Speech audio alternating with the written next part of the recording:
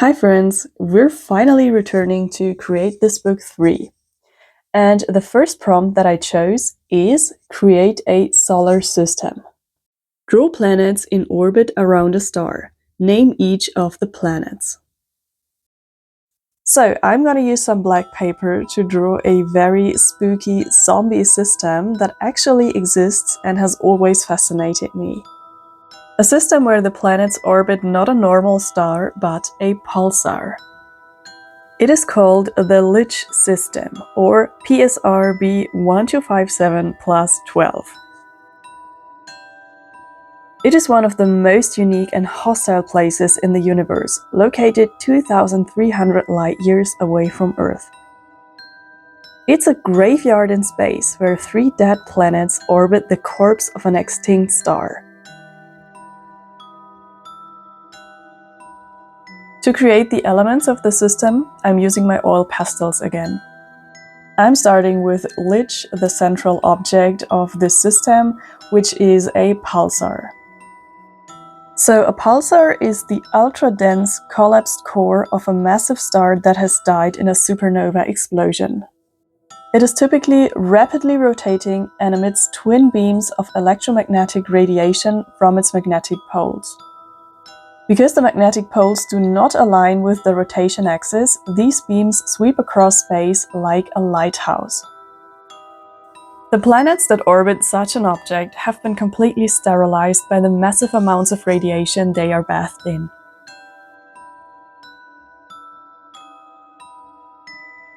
Let's add a little info box to each of the objects. Lich, or PSR B1257 plus 12a, is a pulsar, the extremely dense, rapidly spinning core of a star that has exploded in a supernova. It comprises 1.4 sun masses in a radius of only 10 kilometers and spins 160 times per second, faster than a blender blade. It emits intense beams of radiation from its magnetic poles. Lich is named after an undead creature known for controlling other undead creatures with magic. Draugr, or PSR B1257 plus 12b, is the closest planet to the pulsar and extremely small with only twice the mass of Earth's moon. It is currently the lowest mass exoplanet discovered. Draugr is named after an undead creature from Norse mythology.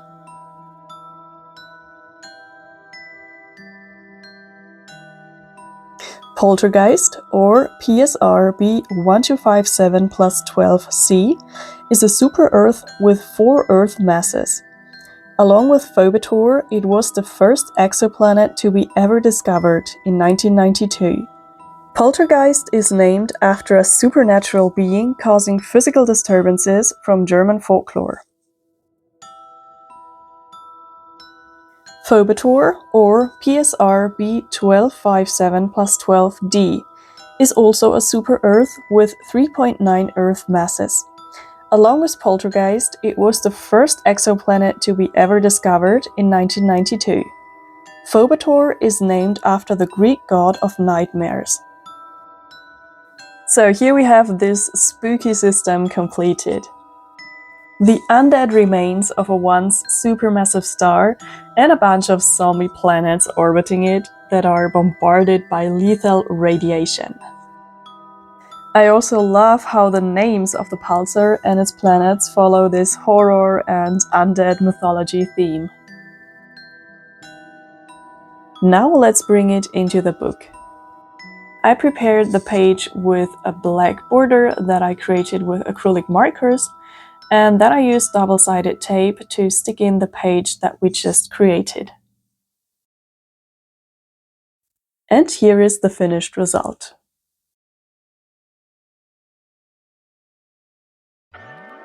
The next prompt is create a paradise. Draw a place you want to go. I wanted to experiment a bit more with my new oil pastels, and I found inspiration in the channel of Art Glean. They do super cool tutorials for beautiful oil pastel illustrations, and I wanted to recreate this super nice beach scene. Yeah, here is the finished piece already. Sadly, I've lost all of the footage where I created this. But anyways, it was just following the tutorial, so if you like, you can also watch this on ArtGlean's channel. However, we still need something for the other page, so I found this super cute diddle sheet that perfectly matches the color scheme of this beach scene. I created the sketch already, so let's outline it together. We have Diddle and a huge colorful parrot sitting on a branch, and Diddle is offering him a piece of cheese. And as you can see, the parrot looks a bit confused and doesn't really know what to think about that. Just like for my other Diddle page that I created, I'm using colored pencils here and blend everything with a colorless blender.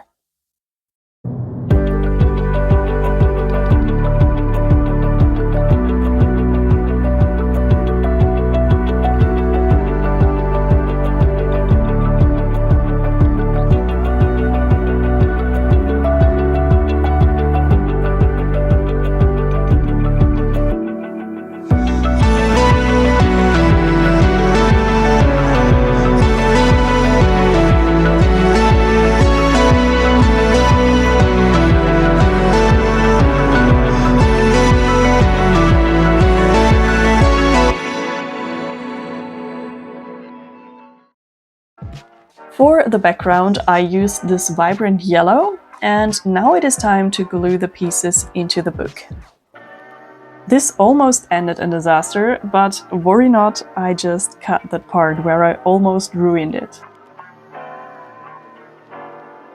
I also spruced up the prompt a bit by coloring in that little doodle. And now it's time for a super heartwarming fun fact about parrots. This one almost made me cry. Parrots are highly intelligent, vibrantly colored birds famous for their mimicry. One of the most famous, Alex the African grey parrot, was said to have the intelligence of a human 5-year-old. He developed a deep emotional relationship with his owner. His last words to her were, "You be good. I love you."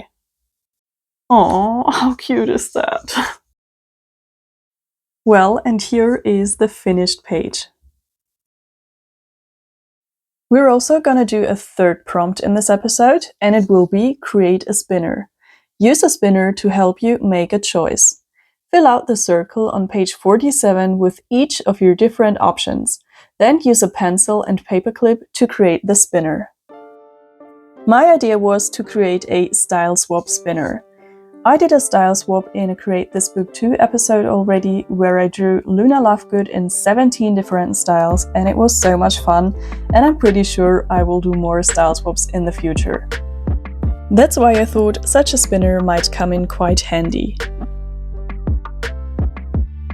We have 10 segments in total, that means 10 different styles. And I also wanted to incorporate some styles that I didn't do in the last style swap. So clockwise, we have Monster High, represented by Frankie Stein. Then we have Betty Boop, quite an old cartoon and a new style for me. Then we have Kiddings, a German media company that produced lots of animation series for kids. And this is represented by Bibi Blocksberg, the little witch. Then Charlie Brown, represented by Snoopy. Adventure Time, represented by the Bubblegum Princess. Then Tim Burton, represented by Jack Skellington. Next is the pre-movie Harry Potter art style. I drew a lot in this style, however I never used it for a style swap. Same for the next, Studio Ghibli, represented by Totoro.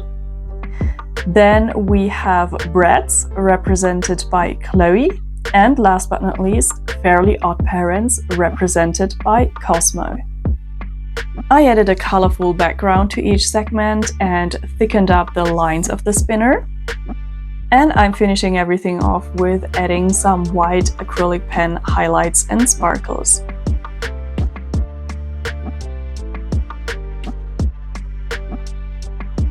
I did everything with colored pencils here because I was working directly in the book and I didn't want any bleed through. And I have to say, I absolutely love how vibrant the colors turned out.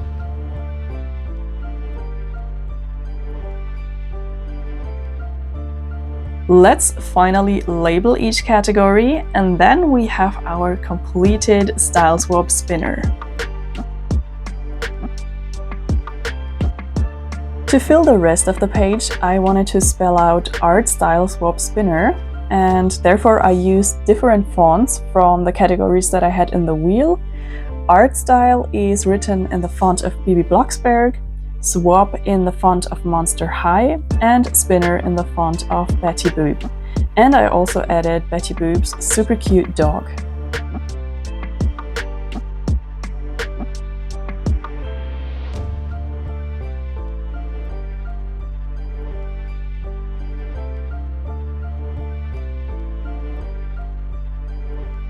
Okay, the right page is completed, and for the left page I actually want to do some style swaps.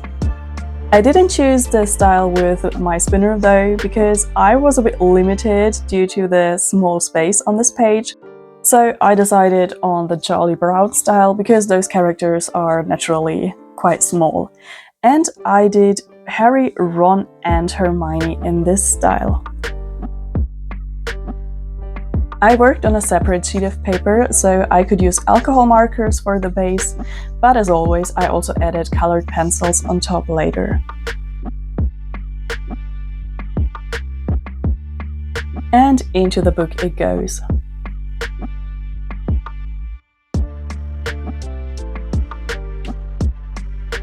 Time for the fact, and I want to add a fact about the Blocksberg, a German mountain that Bibi Blocksberg is named after. The Brocken or Blocksberg, the highest peak in northern Germany, has a famous weather illusion unique to this very mountain. When you stand on the mountain's foggy peak with the sun in your back, your shadow is cast onto the mist in front of you. Because of its spooky fog, it is home of many myths.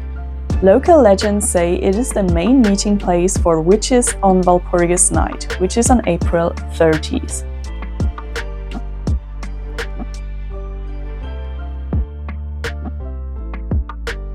Let's finally spruce up the prompt with a bit of color, and we're done! Let's do the recap of what we created in this episode. I had so much fun on these prompts, and I really hope that you also enjoyed watching me completing these. Thank you so much for watching, and I will see you next time. Bye!